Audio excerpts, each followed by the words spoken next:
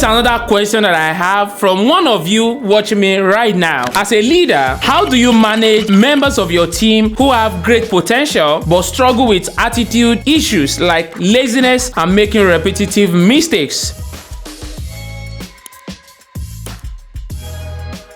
That's a great question. Are you in that category as well? Do you make mistakes like repetitively? Are you lazy? Are you in that category as well? I know you're looking at me right now, but anyway, let's get to the crux of the matter. The question says that this person has great potential and struggle with attitude issues. So we look at potential and we look at the attitude. I think number one thing that we have to do is understand the root cause, all right, of that attitude. Like, why? See, before you address anything in any human, it is important for you to understand the why question, the root cause, why this person is like this. And how do you do that? You need to have a conversation with this person. And if you can ask the right questions, you will know why. That's number one step. Now, when you have now had a conversation with this person and now you know why that attitude is like that, then you can know how to help. Now, there are people who do not like to be helped. That is a fact. And if you're watching me right now, if you are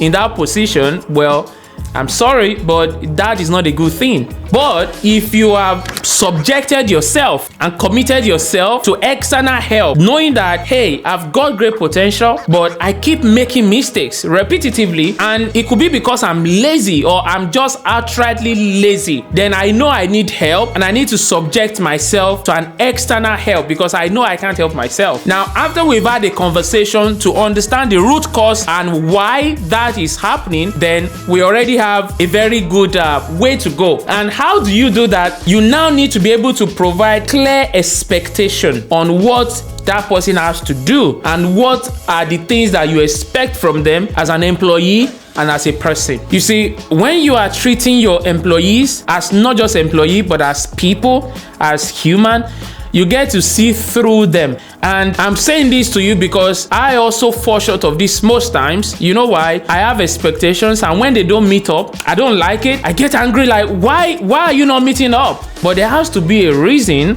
why they're not meeting up or why they keep making mistakes. Now, when we know why, then we know how to deal with that and how to help them. Which takes us to number two, which is providing clear communication about your expectation. Maybe this person is just making mistakes and to them, it doesn't seem like they're making mistake, or you think they're lazy and to them it doesn't seem like they're lazy. Or even you that you think you're lazy, do you have a clear expectation from your manager or from your lead? If you don't have a clear expectation, you're going to keep making mistakes, or it's going to feel as though you're lazy because there's no clear expectation. If there's expectation that is clearly written and you guys come to an agreement and you understand that this is what we have to do, I think you're going to do better, because when we know better, we do better. So there has to be clear expectation. And number three is to show the humanity part of you. And this is to both the team lead or the employer and the employee. You need to show the humanity part of you. First thing first, you're human before you even have the capacity to do the job.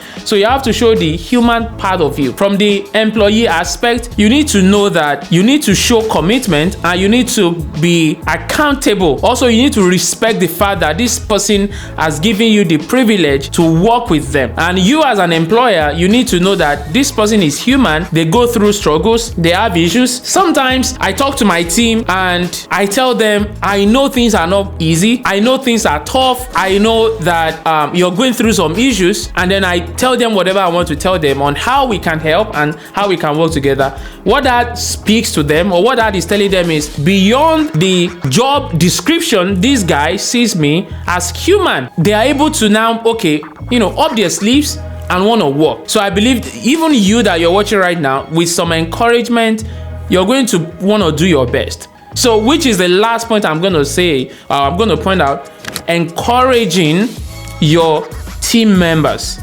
So if you're here as an employee, as a team, and you're feeling lazy, even though you know you've got great potential, or you keep making mistakes repeatedly, you need to encourage yourself. Okay, you might need some encouragement. You need to understand why you keep making those mistakes and encourage yourself that you can be the best. This is not motivation. I'm not motivating you, okay? You need to encourage yourself. There must be a reason why you keep doing that.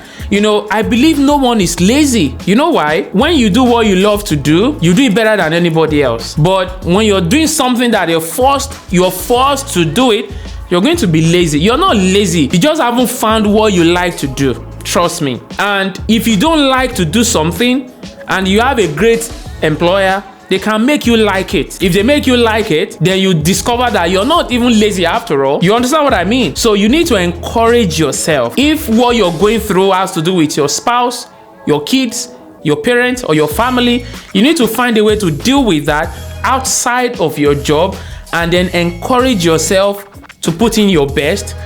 Because when you put in your best, trust me, you're helping yourself as much as you're helping your company because you're building your potential. Okay, and if you're an employer as well, encourage your team. They are human, all right? Encourage your team. I don't have much to say on that. That is all I'm going to tell you.